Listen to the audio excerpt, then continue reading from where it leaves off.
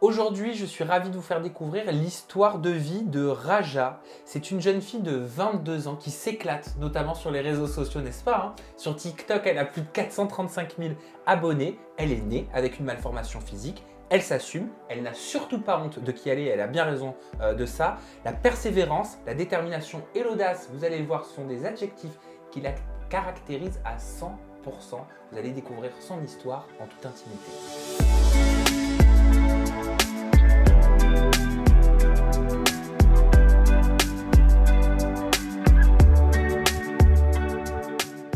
Mais tu me regardes comme si j'allais te... Ah oui, ça me fait bizarre vu que je te regarde sur YouTube, là, ça me fait rire quand même. Et ben voilà, tu es sur YouTube avec moi. Ouais. Ça va, Raja? Ah oui, et toi? Bah oui. T'es sur tes zen? T'es détendu? Ça va. Oui? Oui. D'accord. Si tu veux qu'on t'apporte un verre d'eau, un café, un coca, ça fait 15 fois qu'on te le dit, tu n'hésites Oui. pas. Oui. D'accord? Alors Raja, t'as 22 ans, je me trompe pas, hein. C'est ça.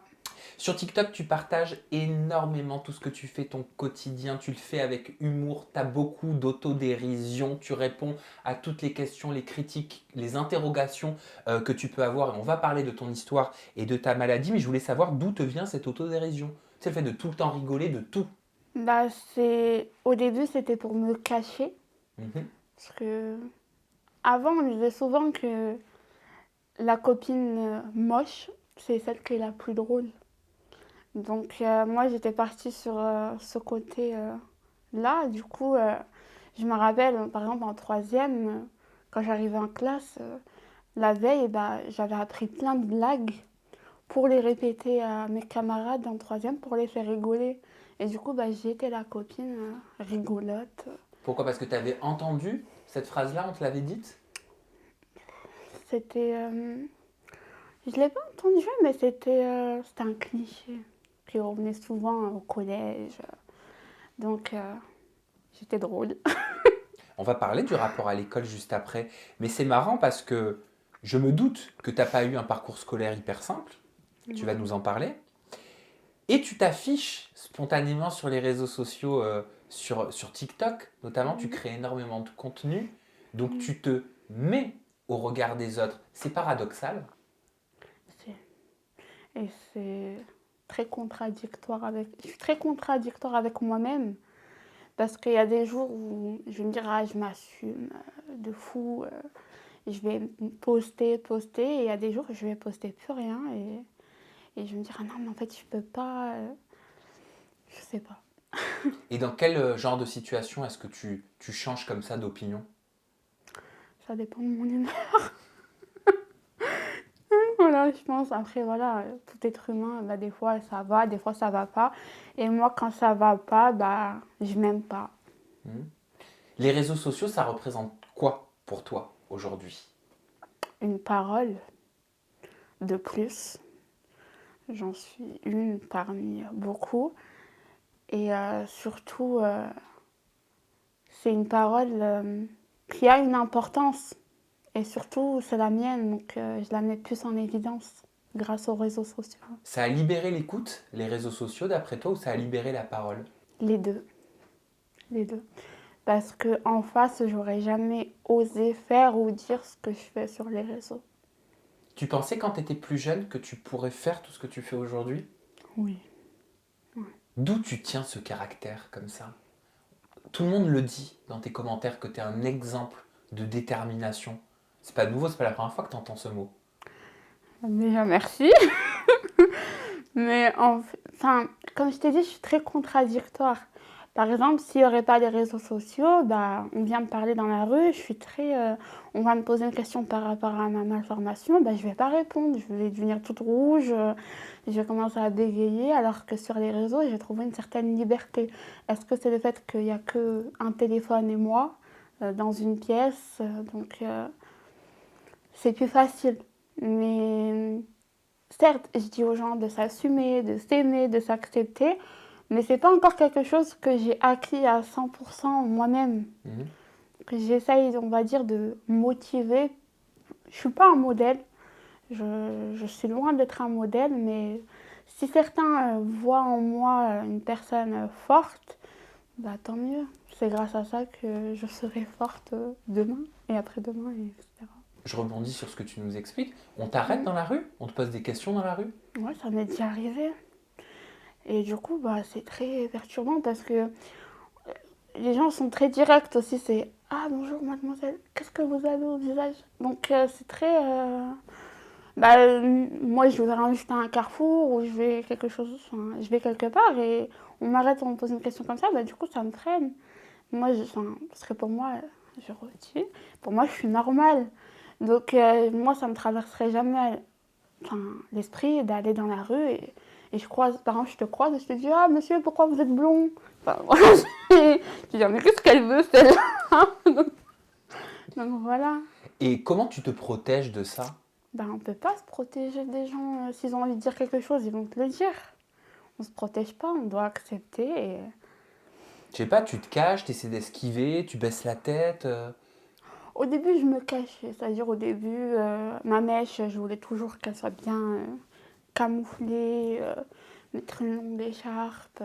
Et puis, une fois que j'ai compris que les gens arrivaient à me remarquer, parce que ce que j'avais, c'était pas que au visage, je l'ai aussi au dos. Donc, ça se remarque. Ça y est, après, je commence à me maquiller avec toutes les couleurs possibles, le rose, le violet. J'ai dit, on me voit, autant qu'on me regarde pour une bonne cause. Et c'est marrant parce que ce que tu dis me fait penser à une phrase que tu avais dite aux côtés de Faustine Bollard sur le plateau de Ça commence aujourd'hui. Mhm. Tu expliquais que tu en avais marre de te justifier en permanence. Oui. Bah, au bout d'un moment, c'est chiant de se justifier tout le temps sur ce que t'as. Enfin, comme, enfin, ce que j'ai, c'est de naissance, c'est pas un accident. Donc, la différence, c'est quelque chose qui existe depuis la nuit des temps. Euh, L'handicap aussi, parce que c'est pas. Enfin, moi, je trouve que l'handicap, c'est très tabou. On parle de l'handicap, ça y est, on dirait que on parle de quelque chose de très difficile. Alors que non, ça atteint des millions de personnes. Et c'est quelque chose qui est au quotidien. On va croiser des gens avec un handicap spécial. Donc, pourquoi on devrait toujours se justifier de comment on est, ou comment on est habillé, ou comment on est coiffé? Non, enfin, non, je suis pas d'accord. Pourquoi tu as l'impression que les gens ils prennent des pincettes aussi parfois pour t'en parler? Ah oui, bah oui. Avec, non, je sais pas si c'est de la, non, c'est pas de la condescendance, mais avec de la pitié? De la pitié, pour moi, c'est. Ils sont prêts à aller s'inscrire pour passer un casting, c'est de la comédie. La vérité. Parce que quelqu'un, enfin, qui te regarde. Par exemple, moi, j'ai déjà eu Ouais, des vas-y, cas. montre-moi. La personne va me regarder. Après, elle va baisser la tête. Elle va me regarder. Et après, moi, je vais être assise. Hein. Ça m'est déjà arrivé qu'une personne allait appeler sa copine ou sa cousine ou j'en sais rien pour qu'elle vienne et qu'elle me regarde. Donc, je les ai regardés. Je me suis dit, mais je suis un tableau. Enfin, je comprenais pas. Je préfère limite que on vient, on m'aborde, certes avec politesse. Hein, moi, j'accepte pas. Ouais, qu'est-ce que t'as à la bouche? Non. On n'a pas élevé les moutons ensemble, donc non. Mais oui, j'aimerais bien savoir qu'est-ce qui vous est arrivé, par exemple, mais avec politesse, mais pas qu'on aborde les gens direct comme ça. Moi, je j'aime pas. Et tu as rencontré l'amour Ouais, aussi, ouais, que tu mets en scène régulièrement sur tes réseaux sociaux. Je ne ouais, me trompe pas. ouais. Comment tu l'as rencontré, ton copain?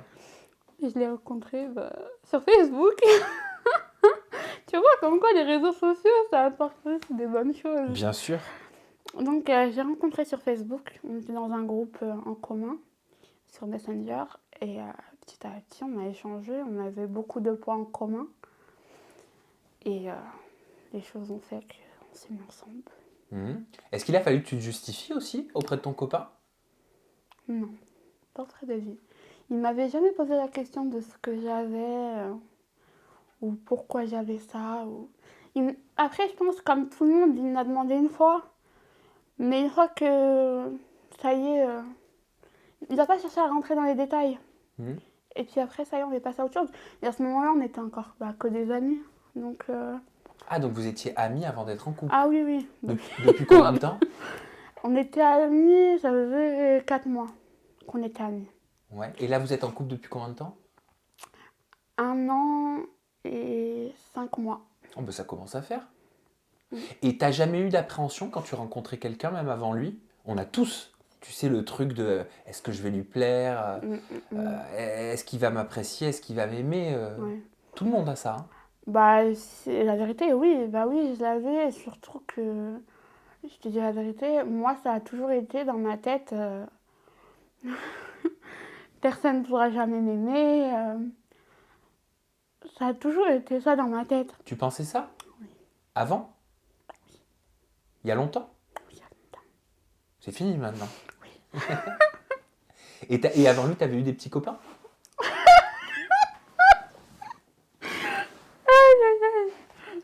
Non, que des erreurs de parcours.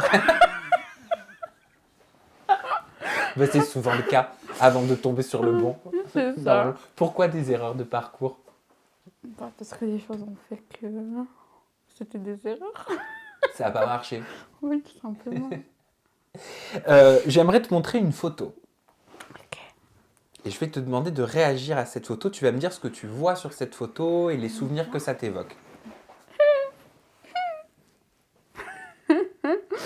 Déjà, merci, t'as choisi la meilleure. Elle est bien. Ah ouais, elle est bien. T'es mignonne comme tout. Ouais.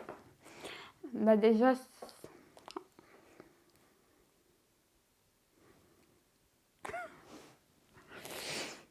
cette photo, déjà, ça m'évoque ma mère. Parce que c'était bien avant que j'arrive en France. Donc à ce moment-là, c'était elle qui me coiffait, qui m'habillait. Et elle aimait beaucoup me prendre en photo. Mhm. Donc voilà, j'étais une petite, à cet âge-là, j'aimais beaucoup les robes de mariée. Donc ma mère, elle me suivait dans mon délire, malgré que j'avais que 2 ans et demi à ce moment-là, je crois. Et du coup, bah, elle m'habillait toujours en robe de mariée, elle me prenait en photo. Donc voilà, ça m'évoque ma mère et les souvenirs passés avec elle. Et là, à ce moment-là, parce que j'étais vraiment très collée à elle et du coup, il fallait qu'elle me fasse rire pour que j'arrive à prendre ta photo. Et à ce moment-là, je regardais ma mère. Donc chaque photo de moi étant petite à cet âge-là, et j'avais beaucoup les yeux en l'air parce que je regardais ma mère. Donc toutes les photos étant plus petite. C'était une admiration pour ta maman. Pourquoi ça t'émeut autant de revoir cette photo? Parce qu'à ce moment-là, on ne se rend pas compte de... Après, comme tout le monde, on ne se rend pas compte de ce qu'on va vivre plus tard. À ce moment-là, on ne comprend rien de notre vie. Voilà. À quel âge t'as commencé à comprendre? À quel âge t'es sortie, tu sais, de cette innocence où tout est parfait, c'est le monde des bisounours, on est heureux, et un jour, on se rend compte d'une réalité qu'on n'a pas forcément choisie? En 6e. J'avais 10 ans, 11 ans. C'est là où j'ai commencé à grandir malgré moi. Avant la 6e, t'avais pas conscience de ta maladie? Tu te souviens de ce moment quand tu as commencé à réaliser? Est-ce qu'on te l'a expliqué? Est-ce que ça s'est passé auprès d'un professionnel? Est-ce que c'est au travers du regard des autres? Déjà, la 6e, ça a été compliqué pour moi, vu que je ratais beaucoup les cours, parce que j'allais à l'hôpital. Puis, en fait, c'est à ce moment-là que j'ai mes premiers souvenirs à l'hôpital. Donc, je sais que ça a été compliqué de suivre les cours. En plus de ça, j'étais pas forcément bien entourée à ce moment-là. Voilà. J'avais eu beaucoup de déceptions par rapport à mon entourage, à l'école. Donc, ça fait que... ouais, et en fait, pour comprendre, c'est j'habite dans une petite campagne. D'accord. Donc en CM2, j'étais dans la même classe que des gens avec qui j'étais depuis la maternelle. Donc on a grandi ensemble, donc c'était pas compliqué. Arrivé au collège, c'est plusieurs communes qui se regroupent dans le même collège. Donc c'est des gens, là je pleure, mon maquillage. Je crois qu'on a un mouchoir par là. Tu nous donnes un petit mouchoir, Antoine? C'est gentil. Tiens, Raja. Merci beaucoup. Donc, la super technique pour éponger les larmes oui. sans faire couler le mascara. On essaye. Donc, tu sais quoi déjà? Tu disais qu'en fait, au collège, ça regroupait donc différentes communes. Voilà, ça regroupe différentes communes. Donc forcément, il y a des gens que je ne connaissais pas. Donc j'étais très méfiante, j'avais très peur. C'est à ce moment-là que j'ai senti que j'étais différente aux yeux des autres à ce moment-là. Parce que pour moi, je n'étais pas différente parce que les autres, ils me connaissaient depuis toute petite. Donc Ça a dû te faire un choc. ça m'a fait bizarre. Ça m'a fait bizarre, mais après, heureusement, j'avais encore mes amis de la primaire qui étaient aussi au collège. Donc ça a joué aussi, mais c'est vrai que ça a beaucoup pris le dessus. Surtout que c'est là-bas où j'ai subi ma première moquerie. Donc pour moi, c'était non, je me suis dit, mais c'est pas possible. Enfin, j'ai pas vécu ça en primaire, en maternelle. Et, du moins, j'ai pas le souvenir. Et au collège, c'est quelque chose qui m'a marqué. Qu'est-ce qu'on t'a dit? En fait, le problème, c'est qu'on ne me l'a même pas dit à moi, c'est qu'on est venu me le répéter. En fait, c'est quelqu'un qui s'amusait avec quelqu'un. Voilà, il rigolait. Et il disait, je sais pas pourquoi il rigolait. Enfin, ils rigolaient ensemble, mais je sais pas pourquoi mon nom est atterri dans la conversation. Et en fait, c'est même pas Raja, c'est la fille avec la grosse joue. Voilà, c'est ce qu'on disait avant. Donc, en fait, c'est ça qui m'a fait un petit choc, on va dire. Bah ouais, t'avais l'impression qu'on te dépersonnalisait, Ouais. qu'on t'enlevait ton identité. C'est qui la fille avec la grosse joue? Tu vois, c'est ce que tu devais te dire. Ouais. T'es Raja, quoi. Oui. À quel moment tu as pu mettre un nom sur cette maladie? À quel moment t'en as su plus? J'imagine qu'à partir de ce moment-là, t'as voulu être dans une quête de vérité. Quand je suis partie du coup à l'hôpital, j'ai toujours été dans le même depuis que je suis arrivée en France. Donc ça fait que c'est une information qui est très rare. Donc ils n'avaient pas de nom, ils n'avaient jamais vu un cas comme le mien. Donc on m'a donné le nom le plus similaire à ce qu'ils pensaient. Donc on m'avait donné le syndrome de Proté. Donc moi, depuis mon enfance, pour moi, c'était le syndrome de Proté. Et le syndrome de Proté, il se soigne après des opérations. C'est ce qu'on m'avait dit.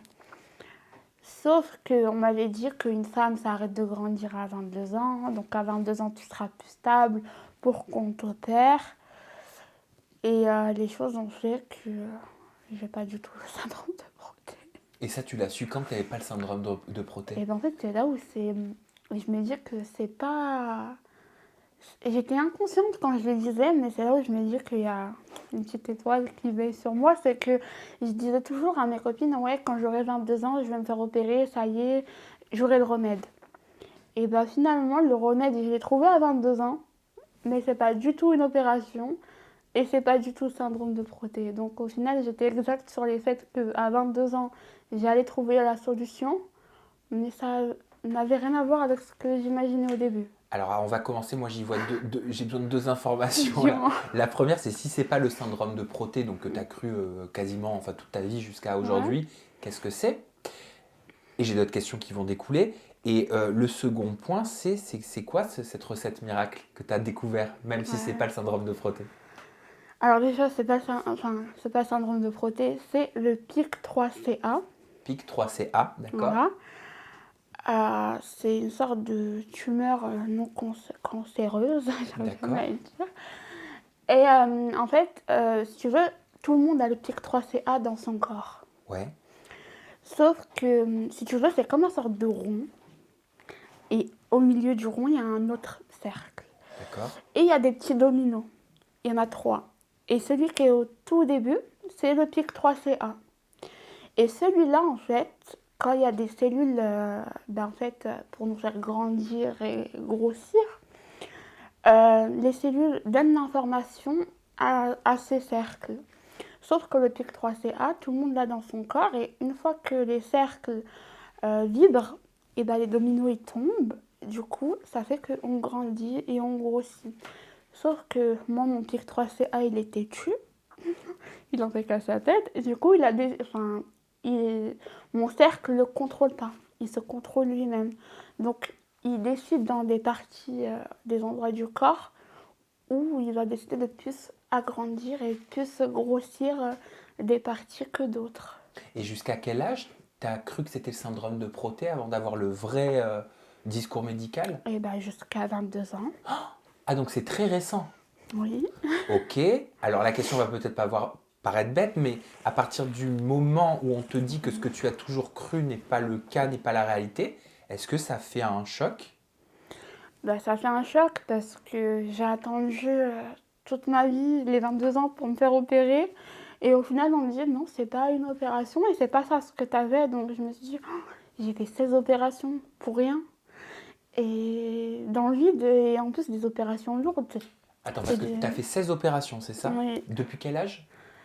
Bah, les 3 premières, elles étaient au Maroc, donc de ma naissance à mes 3 ans. Ah, quand même.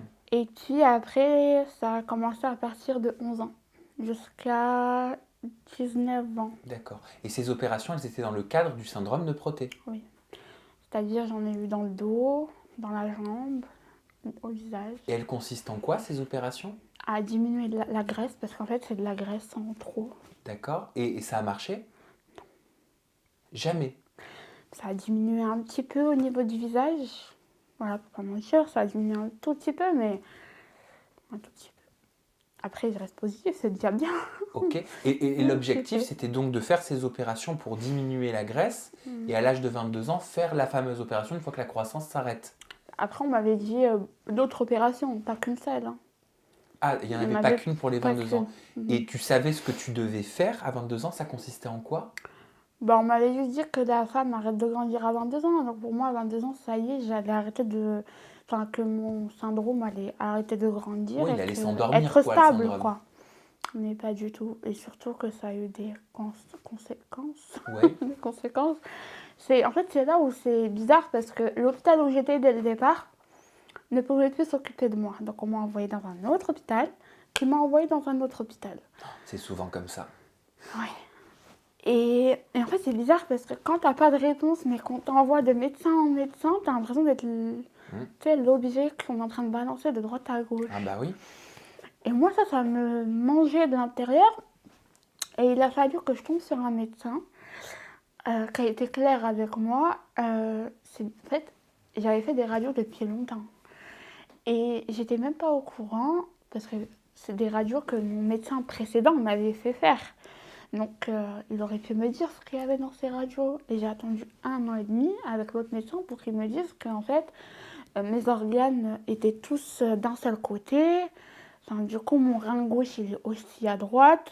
Et que du coup, s'il m'opère, il y avait un gros risque. Donc, il préférait pas m'opérer. Au moins, il a été sincère. D'accord. Parce que le but était de déplacer certains organes. Non, le but était de diminuer la matière que j'ai aussi dans le ventre, parce que j'en ai aussi dans mon ventre. Et en fait, cette matière a tellement grossi, c'est la plus grosse que j'ai dans mon corps, a envoyé tous mes organes d'un côté. Donc, tous mes organes sont bafoués ensemble. Et tu le sens, ça crée des choses en toi?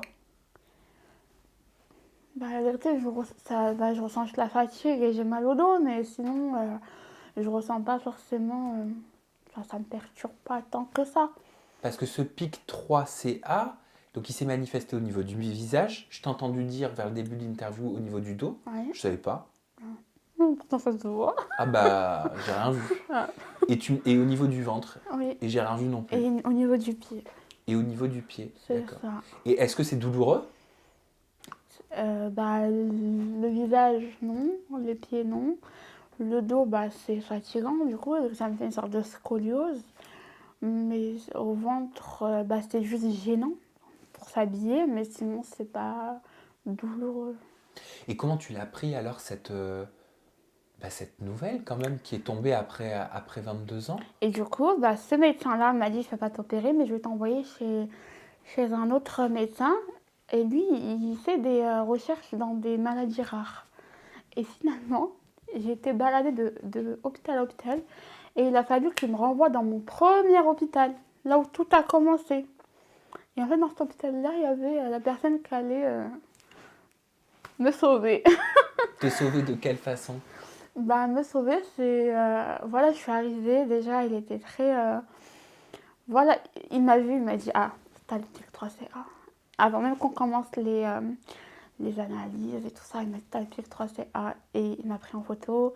On a fait des analyses. Et bam, il m'a dit, viens, je vais te montrer des gens qui ont la même chose que toi. Et moi, là, j'étais contente. Je me suis dit, je suis pas la seule à l'avoir. Tu Et m'étonnes. là, je me suis dit, je suis pas la seule et tout. T'avais J'étais pas trop fait des contente. recherches avant sur Internet? Bah non, parce que pour Bah, moi, t'avais pas le nom? ouais, j'avais pas le nom. Et donc là, je vois des gens qui, bah pas forcément, ils l'ont pas tous au même endroit. Mais ouais, là, de savoir que je suis pas la seule à l'avoir, bah là, je me dis, si quelqu'un me dit encore que t'es différente, Tu montres des photos, tu vas dire non, je ne suis pas je seule. ne suis pas seule. Et tu sais quel pourcentage ça représente de la population française? Je sais qu'il y en a 200 en France, il me semble, si je dis pas de bêtises. J'espère que je dis pas de bêtises, mais il me semble qu'il y en a Au pire, 200. c'est pas grave, l'erreur est humaine. Oui, au pire, l'erreur est humaine. J'allais te pardonner ça. Et il n'y a pas tes espoirs qui sont anéantis d'un coup, quand pendant toutes ces années, tu penses que tu vas pouvoir passer 22 ans, faire des opérations? Oui, bah surtout que ça a été, il y a eu des conséquences, c'est que on m'a beaucoup opéré cette partie au niveau, enfin toute cette partie-là, Ouais. et ça fait que du coup là j'ai toujours mal à l'oreille. On m'a jamais trouvé la solution, on m'avait dit que c'était une otite, mais non, pas du tout. Et ça est dû à beaucoup d'opérations. Mon cil droit, enfin mon cil gauche, il bouge plus, il est figé. Donc ça a été les risques de la chirurgie réparatrice. Maintenant, enfin, je l'ai accepté, enfin, parce que personne ne m'a forcé à me faire opérer, d'accord? Mais Ouais, mais le diagnostic n'était pas forcément le bon. c'est ça, c'est que il y a eu des petites erreurs, enfin des petites erreurs, non, des grosses erreurs, Bah parce oui. que là, du coup, ce sourcil-là, il bouge pas, quoi. Tu vois, il est comme ça. Donc moi, ça me stresse, c'est des choses qui me perturbent, surtout qu'au final, j'ai fait tout ça pour rien. Et surtout quand j'arrive, au final, le miracle était à l'hôpital de Paris. Donc une fois que j'arrive à Paris, ils me disent, ah mais tu sais, enfin ils m'expliquent, etc. Au début, au tout début, parce que là ça fait à peine un mois que j'ai commencé le traitement. J'ai commencé début octobre. Donc début octobre, n'importe quoi. J'ai commencé début... J'ai dit un mois, il dit début octobre. Et moi, j'ai même pas percuté. J'ai commencé début février. Donc, à ce moment-là, le médecin, il me dit clairement que... il me dit les risques et il me dit sur quoi il fonctionne. Et il me dit, des fois, il a du mal à marcher sur des gens qui ont eu beaucoup d'opérations. Et moi, je me suis dit, oh non, c'est pas juste... On me dit, j'ai ça, on me trouve la solution, Ah ouais. mais on me dit, ça marche pas sur les gens qui ont beaucoup d'opérations. Moi, j'ai commencé à angoisser, mais là, finalement, ça marche très Tu bien. commences à avoir des résultats Oui. du traitement. Et il consiste en quoi ce traitement et quels résultats tu peux obtenir sur le long terme? Déjà, c'est un traitement qui se prend limite à vie. C'est plus facile que de la chirurgie, c'est juste des cachets à avaler. Et en fait, il sert à bloquer en fait, le pic 3CA. D'accord. Donc en fait, il le bloque et ça permet d'amincir la tumeur. Et après, elle peut devenir toute petite et on peut la retirer facilement. Donc ça veut dire que tu as cet espoir que dans quelques années, le Mhm. traitement soit efficace, arrive à peu près à son terme, Mhm. et que tu puisses, au travers d'une ou deux ou quelques opérations, en fait, enlever la tumeur. Oui, Enlever les tumeurs, c'est ça? c'est ça, oui. Et on t'a parlé un petit peu d'un pourcentage de réussite ou les médecins ne préfèrent pas se prononcer? Déjà, il y a des photos sur Internet et tout ça, on tape pic 3CA, on voit vraiment, enfin, c'est un médicament qui marche. Vraiment, parce que moi, juste en un mois, j'ai perdu 5-6 kilos de tumeur en un mois. Quand même. Donc, Mais ça doit être encourageant. ah oui, là quand je viens à Paris, je suis contente d'aller voir mon médecin. Tu m'étonnes, ça doit jouer aussi sur le moral. Le moral, dans une situation comme celle-là, quand on a une maladie comme la tienne, est-ce que c'est très important? Ah bah oui. Le moral, c'est très important parce qu'il y en a beaucoup qui baissent les bras, qui ont abandonné. Et surtout, enfin, personne n'aime vraiment aller à l'hôpital. Voilà, moi, avant l'hôpital, je disais toujours c'est ma deuxième maison. Parce que c'était quotidiennement, je allais tout le temps. Voilà, enfin, je peux être ton guide à tous les hôpitaux de Lyon si tu veux. Alors là, c'était le service. Là, tu tournes à gauche puis à droite. Voilà, c'est ça. Donc, c'est chiant, surtout que quand on est encore qu'un enfant. Moi, l'hôpital, ça m'a tellement... J'avais tellement l'impression que c'était lourd. Et même, à ce moment-là, bah, mon père m'accompagnait tout le temps. J'ai l'impression d'être lourde aussi pour les autres. Donc moi, ça, c'était un truc qui me gênait de fou, d'être lourde pour les autres. Donc au bout d'un moment, j'ai dit à mon père, tu viens plus avec moi. Donc il me posait, je prenais le train, je prenais nanana, et j'allais toute seule. Et c'est à l'heure actuelle, j'aime pas qu'on m'accompagne à l'hôpital. Même là, bah, du coup, maintenant, je suis mariée. Du coup, je suis plus en couple. Donc mon mari, il me dit, je viens avec toi, mais non, j'aime pas, j'ai cette... T'aimes te débrouiller toute seule. Surtout l'hôpital. Ouais. Parce que l'hôpital, je sens que c'est un poids. La vérité, tu pars, t'en ressors plus malade que soigné. C'est fatigant, ça prend du temps. Non, je veux pas faire perdre le temps aux autres avec mes problèmes. Et tu parlais de 3 premières opérations que tu as eues au Maroc. Donc, tu es originaire du Maroc, Raja. Oui. C'est ça? Pourquoi tu regardes ton ami en face comme ça? Ça? Non, parce que tu fais oui. Pour quelle raison? Qu'est-ce qui s'est passé? Tu as eu une mauvaise expérience? Bah, j'ai eu des mauvaises comme des bonnes, hein. Mais après, à cet âge-là, moi, j'ai pas trop souvenir. J'ai que les dires de mes parents. Mais c'est sûr, à les écouter parler, heureusement qu'à ce moment-là, j'étais pas en âge de comprendre. Parce que c'est très difficile, j'imagine même pour eux. Pour ma mère, ça a été très compliqué, hein. Enfin, ma mère, elle en a beaucoup souffert de cette situation. Après, j'imagine même mon père. Mon père, il montre moins ses émotions, mais pour les deux, ça a été compliqué cette période-là au Maroc. Oui, parce qu'ils ont rencontré des difficultés au moment où ils te mettent dans une crèche. Ah oui, c'est dans les hôpitaux, demander, comment on appelle ça, le dossier médical. On a refusé, enfin, jusqu'à ce que la police a dû intervenir, parce que c'est parti tellement loin, alors qu'on a juste demandé un dossier médical. Enfin, je vois pas où est le problème, c'est... Tout le monde peut faire des erreurs et ils peuvent ne pas savoir, on a le droit de ne pas savoir, mais de là interdire les droits, en fait mes droits, on m'a opéré, on aimerait bien savoir ce qu'on m'a fait. Enfin, je vois pas où est ce qui n'est pas normal. Donc voilà. Puis après, à la crèche, arrivé à la crèche, on dit à mes parents, votre fille, elle n'est pas normale, il faut qu'elle aille dans une crèche pour handicapés. Oui, parce qu'ils pensaient que tu avais un problème mental. C'est ce que tu as expliqué. Oui. Quel est le rapport entre un handicap physique, une maladie, et un problème mental? Des fois, les gens associent les deux. Par exemple, quelqu'un qui est malade, enfin, qui a un problème psychologique, peut-être qu'il ne se voit pas physiquement, mais peut-être qu'on va moins le remarquer. Mais une personne qui est atteinte d'un handicap a forcément un problème aux yeux des gens, hein. Enfin, pour eux, enfin, la personne qui est malade, entre guillemets, en face d'eux, a aussi un problème au niveau de la tête, alors que pas du tout. Bah non, pas du tout. Oui. Et puis en parlant des parents, j'aimerais revenir sur ta maman. Parce que tu as une histoire particulière avec ta maman. C'est peut-être pour ça aussi que tu as eu beaucoup d'émotions au moment de la photo. Tu as été avec ta maman de la naissance jusqu'à tes 4 ans, si je ne me trompe pas. Tu ne la vois pas de tes 4 ans à tes 10 ans. Et ta maman entre à nouveau dans ta vie à l'âge de tes 10 ans. Qu'est-ce qui s'est passé pendant ces 6 années où tu ne vois pas ta mère? Pourquoi? Bah pourquoi? Bah, je suis venue en France pour le but de me faire soigner, parce qu'il n'y avait pas de solution pour moi au Maroc. Pour aussi apprendre, étudier, parce qu'il y avait ça aussi, ça allait être très compliqué au Maroc.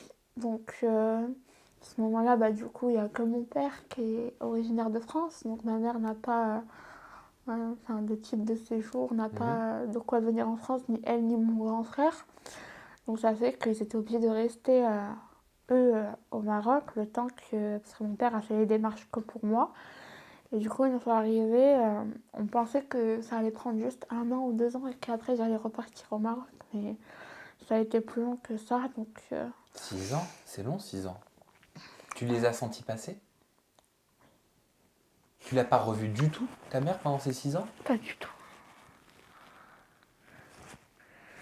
C'était très compliqué. En plus, à ce moment-là, il n'y avait pas encore... on n'avait pas de téléphone aussi grand pour pouvoir s'appeler en caméra ou des choses comme ça. Donc ça a été très compliqué. Après, j'avais la chance que mon père, il faisait beaucoup d'allers-retours, de faire aller 8 à 9 allers-retours en un an entre la France et le Maroc. Mais après, c'est ma grand-mère qui m'a élevée. Elle m'a élevée comme sa fille. Ça n'a pas été un souci. Elle m'a bien élevée. J'ai manqué de rien chez elle. Mes tantes, elles étaient adorables avec moi. Je me rappelle, j'avais une tante pour chaque occasion. La tante qui me fait sortir, la tante qui me fait manger, la tante qui me ramène au cinéma. C'était ça. Donc voilà, je les considérais comme mes sœurs. Mais c'est sûr que quand on est petite, parce que 4 ans, c'est encore petit. Et 10 ans, bah, c'est pas 4 ans. C'est pas comme si c'était juste 26 ans. Pour moi, c'est cet âge-là, c'est l'âge où nos souvenirs commencent à s'accentuer, on commence à se rappeler. Moi, j'ai pas de souvenirs. Après, moi, enfin, c'est ça qui me perturbe, c'est que j'ai pas de souvenirs petite avec ma mère, à part les photos. Mais du coup, ça, c'est quelque chose, moi, qui me... Ouais, qui... Ça reste une partie de ma vie où je mets un point d'interrogation dessus. Et voilà. Je suis tombée sur un commentaire que ta maman t'a laissé sur les réseaux sociaux. Ouais. Il a été aimé, ce commentaire, des milliers de fois. Ah, mais ça m'a touché. Donc j'avais envie de te le dire. Ta maman, elle dit « Ma fille, elle est trop belle. Et c'est la meilleure fille au monde. Et je remercie mon Dieu de m'avoir donné ce beau trésor. Raja, je t'aime, maman. » C'est quelque chose qu'elle t'a souvent dit, que vous vous dites? Moi, c'est quelque chose qu'elle me dit souvent.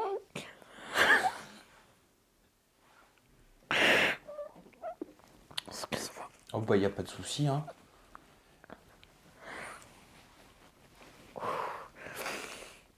Bon, là, le maquillage, ça y est, il est parti. Je te jure que c'est pas coulé. Ouais, c'est quelque chose qu'elle me dit souvent, qu'elle me dit tout le temps. Moi, ma mère, après moi, elle avait toujours voulu avoir beaucoup d'enfants.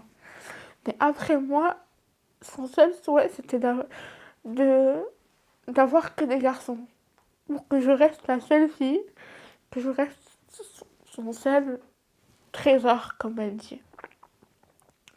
C'est quelque chose qu'elle a appliqué. Après, voilà, moi et ma mère, on a une relation très